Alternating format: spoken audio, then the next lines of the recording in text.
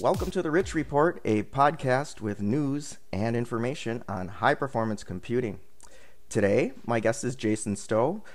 Jason is CEO of CycleCloud. Welcome to the show, Jason. Hi, Rich. Thanks for having me. You bet. It's really happy to have you on the show. I understand that you have some slides for us to talk about this 10,000 core cluster you guys built. Do you want to go through those? Absolutely, I'd love to. We're definitely really excited about this use case, and look forward to giving a little bit of a non-technical overview at first, and then delving into a lot of the technical challenges we had in pulling off a cluster of this size in Amazon EC2. So a little bit about Cycle for those of you that don't know us. We essentially were started in 2005, so we're about 6 years old now. We're a bootstrapped software company, so we have no investors, and we basically focus on customers. Right now, we've got folks in 2 different countries, and we double in size about every 2 years. We don't often get to name companies that we work with, but when we do, these are some of the folks that we've basically helped over the past 6 years, including JP Morgan and Lockheed Martin and Electronic Arts. And in today's talk, I'm going to be talking about a use case that we did with Genentech in particular.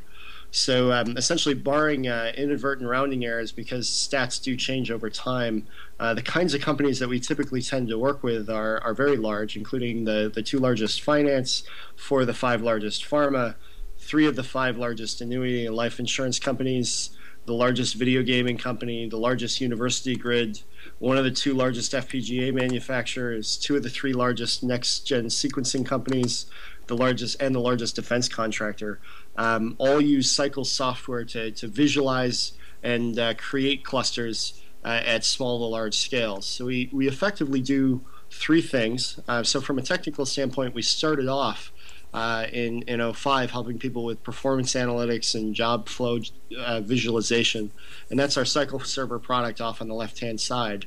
What we noticed in 2007 was a lot of our customers had a peak versus median usage problem, so we started helping people by grabbing resources from the cloud, the public cloud, and that's our CycleCloud offering in the upper right-hand corner. And in the lower right-hand section, we also help people by harvesting out the idle compute capacity out of VM environments, making it so that instead of SAP utilizing between 5 and 10% of the CPUs on your VMware infrastructure, we can actually fill in the remainder of that with useful scientific or quantitative finance calculations to make it so that your infrastructure is about 90% used, and that's what our Cycle Harvest product does. So essentially, Cycle Server helps with the visualization of all aspects of the HPC cluster, and we're using this to manage from a user perspective as well as from an administrator perspective the clusters that we provision in the cloud that I'll talk about in just a moment. And we basically allow people to do full reporting and performance analysis based on this. So if we're jump now into the cloud use case and specifically what we do in spinning up a really large cluster, the key problem with internal clusters that we found is that there's a difference between the size of cluster you can afford and the amount of compute demand that you have. So basically, if we represent the cluster size that someone has in-house as a dotted line that's of a fixed size, it might grow over time, but generally it stays relatively constant for at least brief periods of time. And the compute demand that users have, which is represented by the solid line, essentially you're balancing either buying a compute cluster that's designed for your largest run possible or buying something that's more for your median run. And either way, you end up with essentially times when you wish the cluster was largest, i.e., when you need the cluster the most, it is too small. You wish you had more compute capacity. And every other time when you're not using it, it's too large. You're paying for CPUs that you're not actually utilizing. And so this is essentially kind of the problem that we saw with our client base in 2007.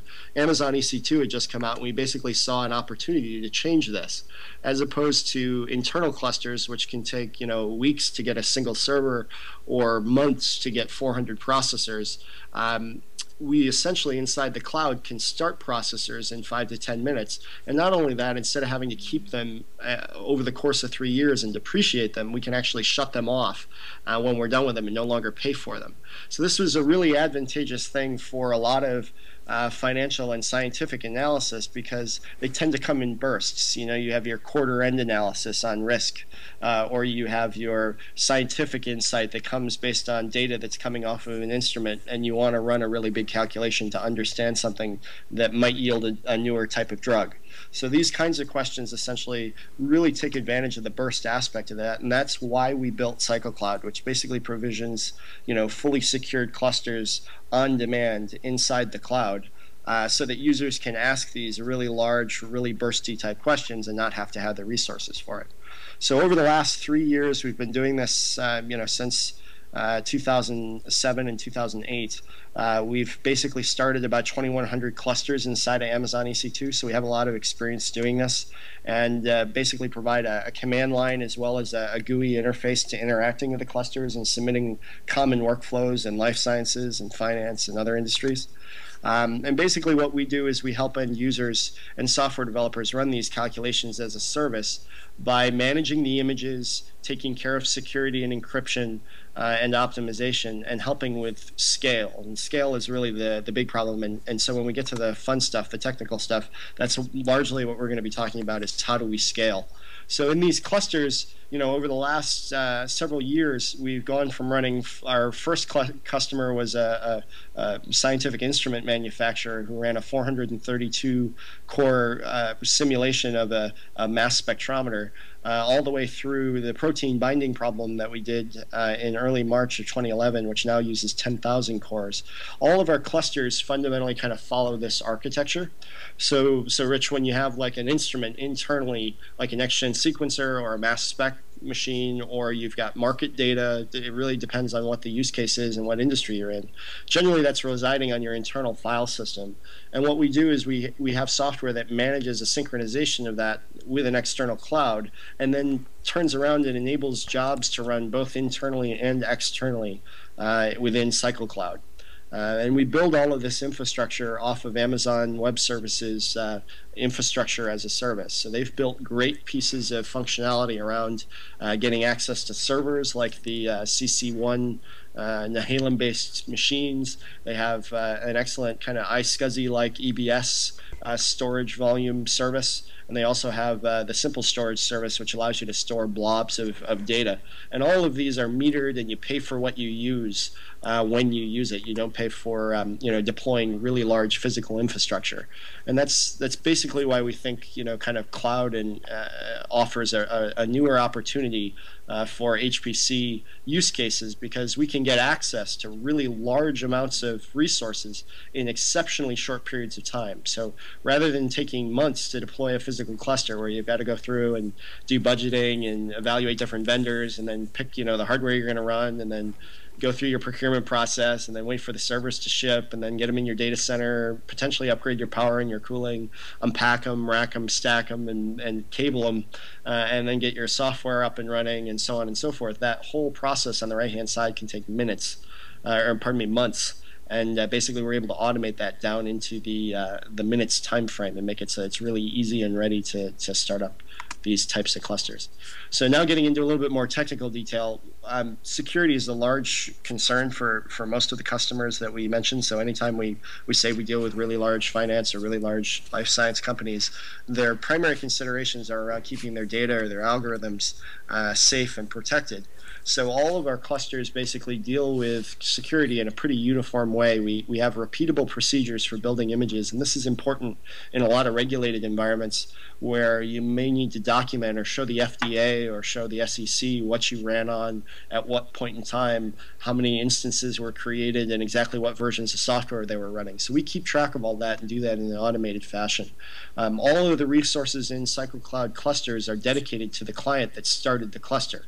So we don't really do any sharing where there may be some data overlap. There are a number of folks that have a giant cluster internally, and they share the resources and rely on basic Unix permissioning to separate clients. It's not really a secure way of doing things. We basically create a dedicated set of infrastructure per client. Data is encrypted at rest and over the wire using a variety of protocols. So we use the AES encryption on disk, as well as SSH and HTTPS when we're transferring data in and out of these clusters, so that we're guaranteed that we get data protected on both incoming traffic, outgoing traffic, and when it's sitting on disk inside the cluster.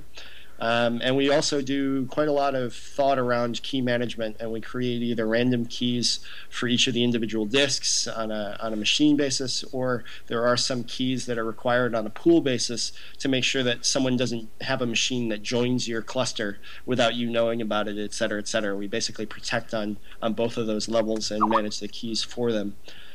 We also restrict access to the nodes via firewalls and security groups, and authentication requires you to actually create users proactively. So we're not just hooking into your LDAP authentication and then all of a sudden anyone that can authenticate to your LDAP server now has access to your cluster. We actually lock it down a little bit more than that. And end users or the researchers in general typically don't have root access to these boxes. So this is kind of the nitty-gritty a little bit about how we deal with security. And again, what we're trying to do is just make it so that these missed opportunities that happen are essentially able to be run inside of external resources. So a particular example of this, and now I'm going to get into a little bit more of the detail, was a 10,000 core cluster that we created. We called it the Tanuki cluster. All of our clusters are named after the Japanese word for various animals and folklore.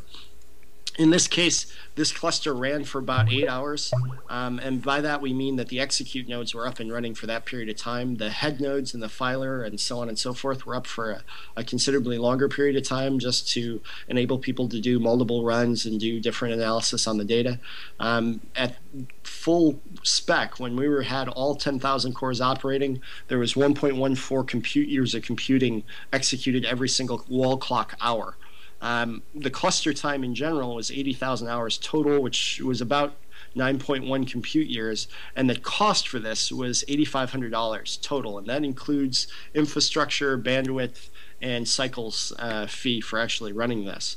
So essentially we were able to do this for about 1,060 an hour, and we used about 1,258 core instances to run essentially a protein binding problem. So if you look at the customer goals in this case, and thankfully Genentech was kind enough to speak with Network World and the Register and BioIT World about some of the work that they did. Essentially what they wanted was they wanted to be able to examine how proteins bind to each other in silico, so that they could filter out potential candidates that might lead to medical treatments, and that's basically what they were aiming to do. And they wanted to test the scalability of CycleCloud as well. We had been working with them for some time, and they basically wanted to know if they could run 10,000 jobs at once and if this was practical. So basically this same workflow would take weeks or months on existing infrastructure, so 6 weeks to many months on internal infrastructure, and they really couldn't get the answers quick enough on the internal cluster, and they basically wanted to be able to cycle through this filtering process, this protein binding process, as quickly as they could. So fundamentally what we did was we basically started up a cluster. We created the cluster at around 12:35. We requested the jobs got put in the queue, and essentially we started requesting cores. At around 12:45 we got our first 2,000 cores of the 10,000 total. And around 1:18 we had all 10,000 cores up and fully operational. And about 8 hours later we shut the cluster down, and basically the filer on the cluster contained all of the results. It was about 1 terabyte of data total. And fundamentally there were a bunch of components in this cluster. So from a technical standpoint, we had Condor as the scheduler in this case. We're agnostic. We could have run either Grid Engine or Torque or any other scheduler, but in this case it made the most sense for us to use Condor at this scale. Chef was also our configuration package. It's an open source configuration management package, and I'll talk about that in a little bit more detail. And then we had some custom AMIs to create, and we had some changes to our CycleCloud.com service, and some technical challenges around AWS that we had to overcome. So I'm going to cover these kind of in reverse order. So from an AWS perspective, rare problems when you're dealing at this scale actually happen fairly often. So even if you have a problem that occurs, 0.4% of the time, so if you're not spinning up instances very often, you might never run into it, for the first couple of hundred times you run this, you might run into it once. But if you're creating 1,250 instances to create a 10,000 core cluster, the issue will happen about 5 times on average. So we have a whole set of software that's been built and designed to deal with gracefully handling issues that might happen with the servers we procure, i.e. Things that are dead on arrival, for example. So we get instances that are unreachable, they're up and running, but we can't SSH into them. We may end up with disk problems where you can't mount your local ephemeral disk. And essentially we have a very large amount of code that's basically dedicated towards making it so the user doesn't need to worry about these kinds of issues. We just handle them automatically. And that's something you really need when you're running at really large scales. The next thing is you need to do chunking. So, we didn't want to have a thundering herd of requests going in for a really large number of cores, both on our side and on AWS's side. So we actually broke up requests into 2,000 core chunks and doled them out over time. And then we also were anticipating that we would fill up availability zones. So we were on a given region within AWS's infrastructure, and we anticipated that requesting this many cores may yield, one AZ being completely full, and essentially having to move on to another AZ in order to get the full 10,000 cores that we wanted.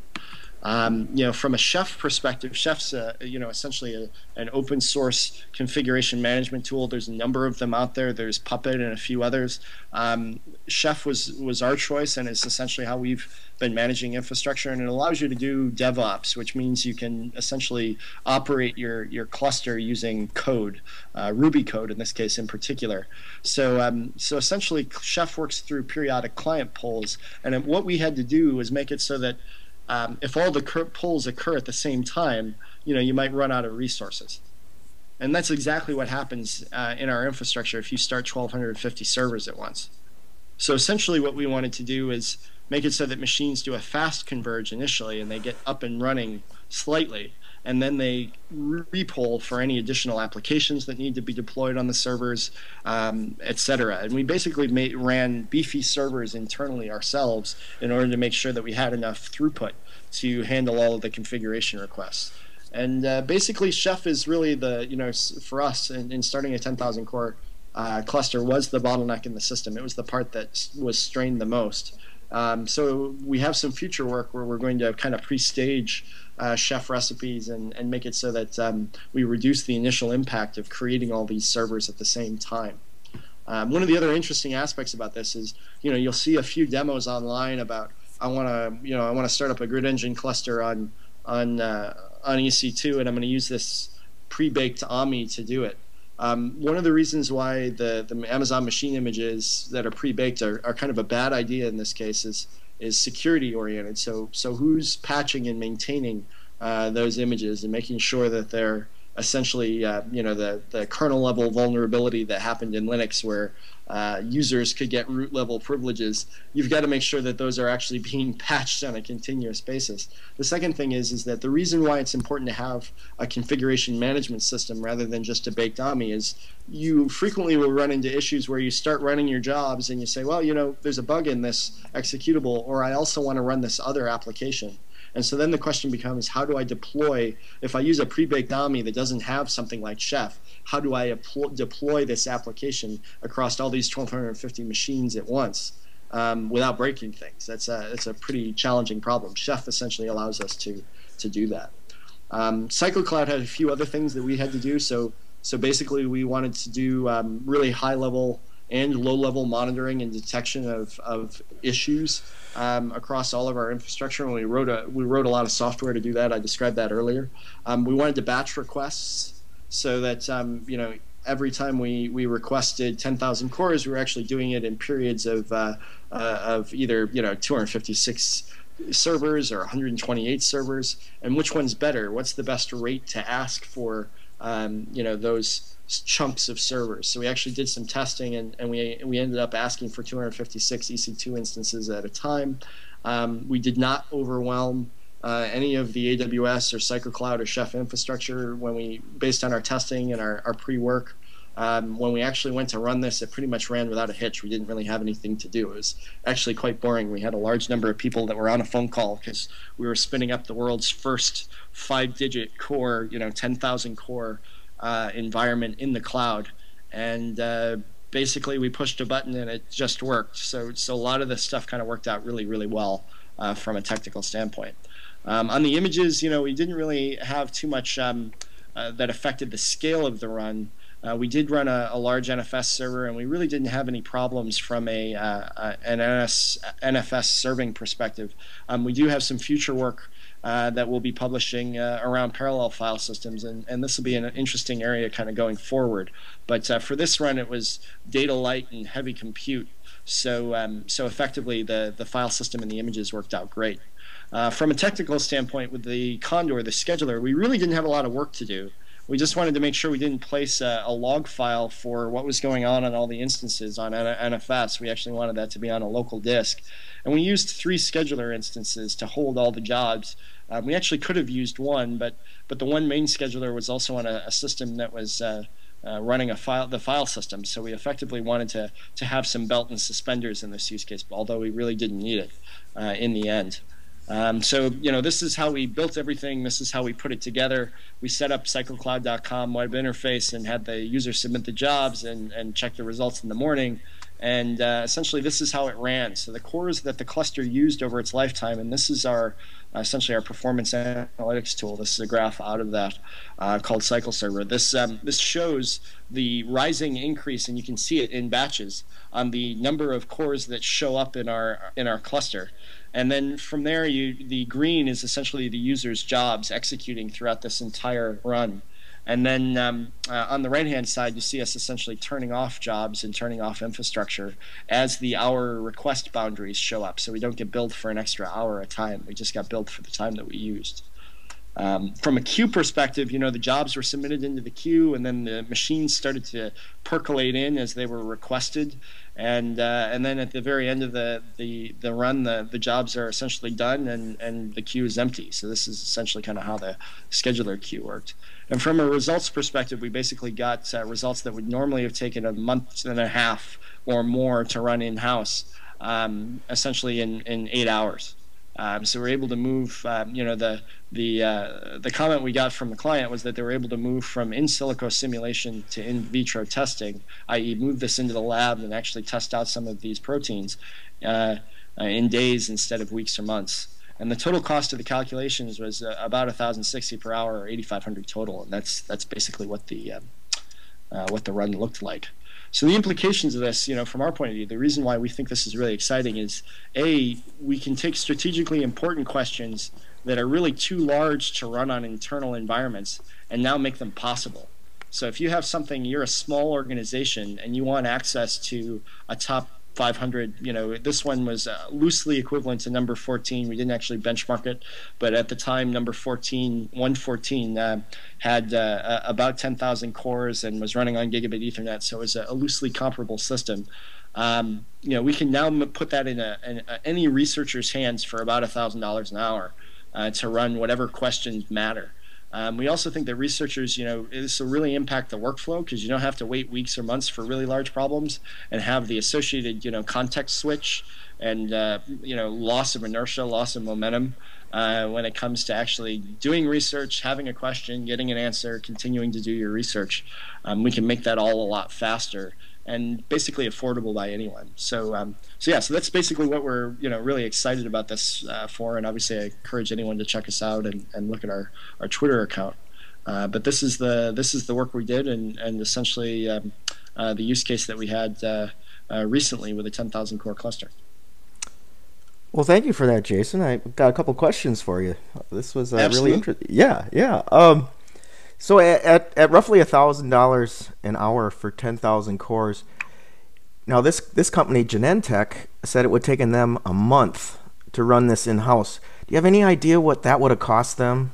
Did they share that with you? So from a cluster perspective, it depends on what you're measuring, right? So if you bought a 500 core cluster or a 1,000 core cluster to do this, then it's it's going to be a high multiple of $1,000, right? I mean, it's you're going to have to purchase the cluster up front. You're going to have to pay for the heating and the cooling in the data center space. Yeah. We estimated that buying a 10,000 core cluster, if you wanted to buy a 10,000 core cluster in house, it really depends on a lot of variables and specifically how much power costs in your area, how much your data center square footage costs, and so on and so forth. But it would be between $3 to $5 million to buy a 10,000 core system and operate it over the course of several years. Yeah. Wow. So this machine, the No, 10,000. those aren't just to be clear. That's not Genentech's numbers. That's us putting it together. Sure. Based on vendors and so forth. Genentech unfortunately didn't share numbers of their internal cluster size. I think the problem with that they were trying to solve was basically unattractively large from a runtime perspective. So this was enabling something that they might not have otherwise been able to do in a reasonable period of time at all. Right. It sounds like an intractable problem that just isn't practical to take a month of system time to run this with the in-house resources. Exactly. So you did 10,000 jobs, and you talked about some futures, Jason. Is there any reason this couldn't scale 10x to 100,000 that you see? Well, so we're already working on it. So we have a number of customers that have kind of come forward with these types of strategically challenging problems since we published this about a month ago.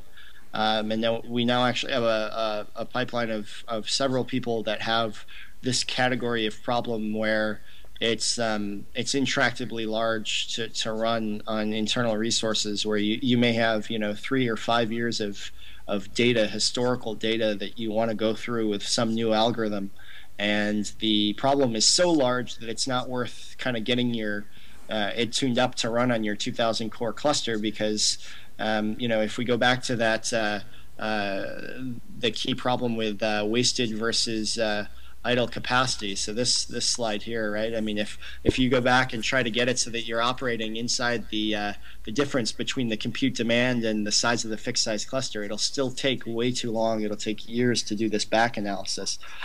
This is the kind of thing that we can now say, all right, well, we'll do this in 3 days. It'll cost you somewhere in the neighborhood of $25,000, $30,000, et cetera, on a 2,500 core cluster that's dedicated to the problem, or a 10,000 core cluster that's dedicated to the problem. So it really, we definitely will be scaling this larger, and unfortunately, we've already done some work in that regard, but I just can't publish it yet. But we'll definitely look forward to sharing more about it when we can. Okay. Well, I'm curious about your business model, Jason. I mean, test cases are great news, right? But you don't really make money. Yes, right? This was a production workload, thankfully. So this wasn't a case. This was actually used. Our model is we mark up we provide services and making it so things will run at this scale. But we also basically do a charge up on the 20% on your AWS CPU bill and so forth for the cluster itself. So if the instance costs 8.5 cents an hour to run, we're making a penny and a half an hour for every hour computed. So this is essentially kind of how our charge model works, and that's the $1,060 an hour actually includes both AWS's charges for the cluster as well as our markup are encapsulated by that fee. Sure. So, you're obviously a techie, Jason, and your company is growing. What are the challenges for you in that? I mean, do you foresee a time when you'll have to hand over the reins of running the business to some kind of high-powered CEO type? What do you think? Oh, so it's an excellent question. This is my second business, so I've done this before. We have bootstrapped it so far so that we can basically continue to focus on customers and grow, and when we reach a point, if we reach a point where myself or anyone for that matter within the organization is not kind of pushing us forward and making us do new things and making us grow, I think we'll obviously reevaluate what's best for the business. But at this point in time, I think we've been very happy to not have investors and be solely focused on on clients. We have an excellent client base that we work with that are we feel very fortunate for the customers that we essentially get to work with on a day-to-day basis. They're all very sharp and understand their individual areas of expertise exceptionally well, and some of the problems we get to help people with, like this protein binding problem, are actually really, really awesome. It's great as a computer scientist to see computers be able to save time in the creation of drugs and the creation of treatments, in the analysis of risk. These are things that we're really excited about, and at some point, if we grow big enough and it's makes sense to do so, we'll absolutely bring in additional management. We've been growing quickly enough that we've brought in some executive level management on sales, same thing on engineering management, to essentially help us grow the business, and it's been working out quite well. Well, that's terrific. I wish you the best with that. This is exciting stuff, Jason. I guess I just got one wrap-up question here. What's it like working with the Amazon guys? I mean, when you did something this big, is it like, are you talking to mission control on the other end before you launch this? So we do have an excellent relationship with Amazon, and they're great to work with. Very technically savvy, obviously, and they know everything about what they're doing, and it's very exciting to do. It's great to have an enabler that allows Cycle to really focus on the end user and the technology to do this, and still be able to rely on server infrastructure being available through an API call. I mean, that's pretty awesome stuff.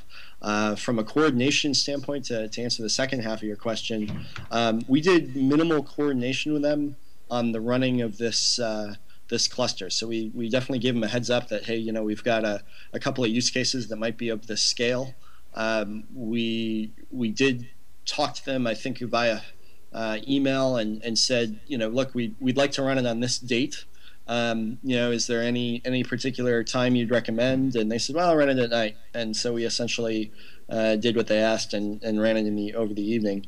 But outside of that, there was really minimal coordination. There was very little, although we do have a good working relationship with them, there was very little, there wasn't any bat phone that we had to pick up to get to mission control in order to get this thing to run. I mean, we did an API call and it worked, which was pretty awesome. So yeah, that's probably about the most accurate description I can give of the interaction, especially on this cluster.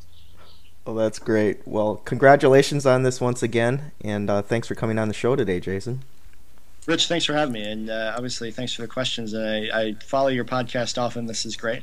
Okay, appreciate that. Okay, folks, well, that's it for the Rich Report. Stay tuned for more news and information on high-performance computing.